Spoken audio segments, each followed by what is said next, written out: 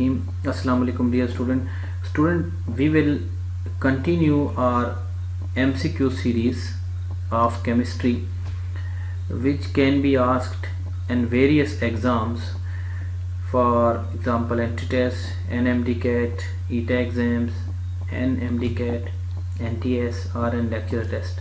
So let us start. Student, first MCQ is number of orbitals in M shells are.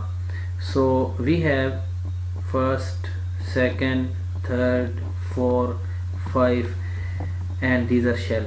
First shell is K shell, second shell is called L shell, then M shell, N shell, and O shell. Here they are asking about M shell. So M shell में पूछ रहे हैं कि कितने orbitals हैं. So इसमें अगर आप देखें तो 3s and 3p and 3d. You know s जो है वो उसमें एक ही है और p के 3 ऑर्बिटल हैं, 3px, 3py and 3pz, जबकि d के जो होते हैं वो 5 ऑर्बिटल्स होते हैं. अगर आप इन सारों को सम अप करें तो कितने ऑर्बिटल्स बन रहे हैं? 9 ऑर्बिटल बन रहे हैं. सो यहाँ पे जो करेक्ट ऑप्शन होगी that will be option D और delta option. Next MCQ is magnetic quantum number is related to. Students, there are 4 quantum number. First quantum number is principal quantum number जो कि नंबर ऑफ शेल्स और energy level को show करते हैं. Second is azimuthal quantum number, third one is magnetic quantum number and fourth one is spin quantum number. This quantum number shows shells are main energy level. This quantum number shows number of subshells. This quantum number shows number of subshells, while M quantum number shows orientation in space. So this quantum number is concerned with orientation and space. Orientation mean कि कोई भी जो orbital होता है वो x Y plane में किधर होता है. सो अगर यहाँ पे इसके हम करेक्ट ऑप्शन देखें तो this is orientation of orbital and space. So this is the correct option related to m. अब अगर आप फर्स्ट को देखें तो इसमें लिखा है साइज ऑफ ऑर्बिट. तो साइज ऑफ ऑर्बिट के लिए क्या होता है? Principal quantum number. Second is shape of orbital. Shape of orbital के लिए क्या होता है? Azimuthal quantum number represented with L. And last quantum number is spin. तो स्पिन क्वांटम नंबर के लिए क्या होता है? MSR, magnetic spin quantum number. So यहाँ पे करेक्ट ऑप्शन क्या होगी? Option C. Next is for which of the following Bohr theory is not applicable. Student, Bohr theory जो होती है वो किसके लिए होती है? उन सिस्टम्स के लिए होती है जिनमें एक इलेक्ट्रॉन होता है. यानी this theory is applicable for mono electronic system. जिनमें एक इलेक्ट्रॉन होता है उनके लिए ये थ्योरी एप्लीकेबल है. सो फॉर एग्जांपल हाइड्रोजन और हाइड्रोजन लाइक सिस्टम जो होते हैं उनके लिए ये थ्योरी एप्लीकेबल होती है. सो अब आप सबसे पहले हाइड्रोजन को देखें तो हाइड्रोजन में कितने इलेक्ट्रॉन होते हैं? 1 इलेक्ट्रॉन. लिथियम +2 में देखें तो लिथियम में भी क्या होता है? 1 इलेक्ट्रॉन, क्योंकि लिथियम के टोटल 3 इलेक्ट्रॉन होते हैं, 2 इलेक्ट्रॉन लूज हो गए. अब यहाँ पे हाइड्राइड है, ठीक है. हाइड्राइड में आप देखें तो हाइड्राइड में कितने इलेक्ट्रॉन होते हैं? 2 इलेक्ट्रॉन. और अगर आप हीलियम +1 को देखें तो हीलियम का जो एटॉमिक नंबर होता है वो क्या होता है? 2. तो हीलियम में भी कितने इलेक्ट्रॉन होते हैं? 1 इलेक्ट्रॉन. तो ये पूछ रहे हैं किसके ऊपर एप्लीकेबल नहीं है. तो यहाँ पे ये जो ऑप्शन सी है हाइड्राइड, हाइड्राइड के ऊपर ये एप्लीकेबल नहीं है. हाइड्राइड के ऊपर क्यों एप्लीकेबल नहीं है? क्योंकि हाइड्राइड में नंबर ऑफ इलेक्ट्रॉन्स आर 2, जबकि ये थ्योरी किसके लिए एप्लीकेबल है? हाइड्रोजन और हाइड्रोजन लाइक सिस्टम के लिए. Next is in hydrogen spectrum most energetic transition are. So अगर देखा जाए तो इसमें मुख्तलिफ सीरीज दी हुई हैं. Lyman series, Paschen series, Brackett series and Pfund series. तो ये जो लायमन सीरीज है ना, इसमें जो इलेक्ट्रॉन्स हैं वो किसी भी लेवल से N1 में आते हैं. यानी कि N2 से मतलब ये है कि second, third, fourth, fifth, sixth and seventh energy level से ये कहाँ पे फॉल करते हैं? ये फर्स्ट एनर्जी लेवल पे फॉल करते हैं. इसका मतलब है कि जो 11 सीरीज़ है, जो फर्स्ट सीरीज़ है, उसमें बेसिकली मोस्ट एनर्जेटिक ट्रांजिशन होती हैं. क्योंकि अगर आप देखें तो एनर्जी ऑफ ऑर्बिटल्स जो फॉर्मूला है वो ये है कि E n is minus k over n square. So अगर इसको हम इक्वल करें equal to k over n square, तो this minus sign indicating a direct relationship. So n जितना दूर होगा उतनी एनर्जी क्या होगी, ज़्यादा होगी। So option A will be correct option here. Next is the atomic number of element is 16। एक एलिमेंट है जिसका एटॉमिक नंबर कितना है, 16 है। यानी एक एलिमेंट है जिसका एटॉमिक नंबर जो जी वैल्यू है that is equal to 16. It belong to which group and number? अब देखिए इसका एटॉमिक नंबर 16 है। इसके अकॉर्डिंग अगर हम इसकी इलेक्ट्रॉनिक कन्फिग्रेशन लिखें, so electronic configuration of neon, so 3s2 and 3p4। तो वो पूछ रहे हैं कि इसका पीरियड नंबर और ग्रुप नंबर बताएं। तो ये देखें ये थर्ड शेल में है। सो इसका जो पीरियड नंबर होता है, ठीक है, नंबर ऑफ शेल्स जो होते हैं वो किसको इंडिकेट करते हैं, पीरियड को इंडिकेट करते हैं। सो पीरियड नंबर इसका क्या है, थर्ड है। अब अगर आप इसका ग्रुप देखें तो देखें 3s2 3p4 है, तो इसका कौन सा ग्रुप होगा, इसका ग्रुप होगा 6a। तो यहाँ पे उन्होंने पहले पूछा है कि पीरियड एंड ग्रुप, ठीक है। सो पीरियड जो है क्या होगा, थर्ड, और ग्रुप कौन सा होगा, 6, ठीक है। तो यहाँ पे क्या ऑप्शन होगी, Charlie option. Next is which species has same number of electrons, which species has same number of electron in the valence shell, ठीक है, and penultimate shell। penultimate कहते हैं जो second last shell होता है, ठीक है। फॉर एग्जांपल अगर आप सोडियम को देखें तो सोडियम में 10 इलेक्ट्रॉन्स होते हैं, ऑक्सीजन में भी 10 इलेक्ट्रॉन्स होते हैं, एल्युमिनियम में भी 10 इलेक्ट्रॉन्स होते हैं, जबकि जो क्लोराइड आयन है, क्लोराइड आयन में कितने इलेक्ट्रॉन होते हैं, 18 इलेक्ट्रॉन होते हैं। तो वो पूछ रहे हैं कि किसके सेम इलेक्ट्रॉन है वैलेंस शेल में और पेनल्टीमेट शेल में।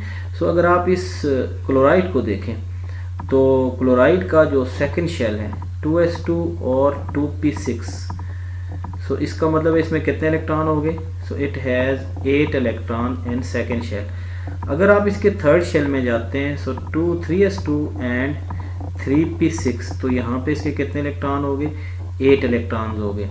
सो this is its valence shell.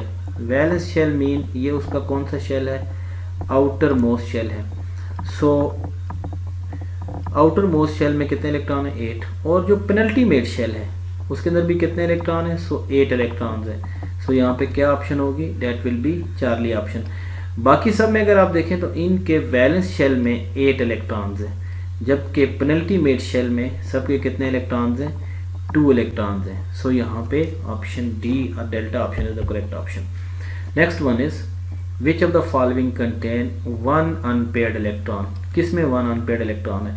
सो अगर आप इसको जिंक को देखें तो जिंक की इलेक्ट्रॉनिक कन्फिग्रेशन है 4s0 3d10, और कैल्शियम की क्या है, कैल्शियम की इलेक्ट्रॉनिक कन्फिग्रेशन है 3s2 3p6 एंड 4s0, यानी ये कैल्शियम आयन है। आयरन की इलेक्ट्रॉनिक कन्फिग्रेशन, तो आयरन में क्या होता है, आर्गान, आर्गान के बाद 4s0 3d6। सो अनपेयर्ड इलेक्ट्रॉन पूछा। अगर कॉपर +2 देखें तो कॉपर का जो एटॉमिक नंबर है वो कितना होता है, 29। सो इसकी इलेक्ट्रॉनिक कन्फिग्रेशन अगर हम लिखें, सो 4s and 3d, so 29 electron इसमें हैं। तो 29 में से 18 इलेक्ट्रॉन यहाँ हो गए, ठीक है, और एक इलेक्ट्रॉन यहाँ से लूज होगा, सो 3d9। तो इसमें अनपेयर्ड इलेक्ट्रॉन जिस आयन में होते हैं वो कौन सा है, so copper ion contain unpaired electron.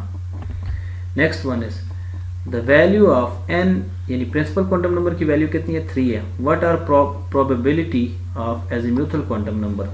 तो एजीम्यूथल क्वांटम नंबर की क्या वैल्यू होगी। सो एजीम्यूथल क्वांटम नंबर की जो वैल्यूज होती हैं वो होती है, कैलकुलेट करते हैं L is equal to n-1 formula.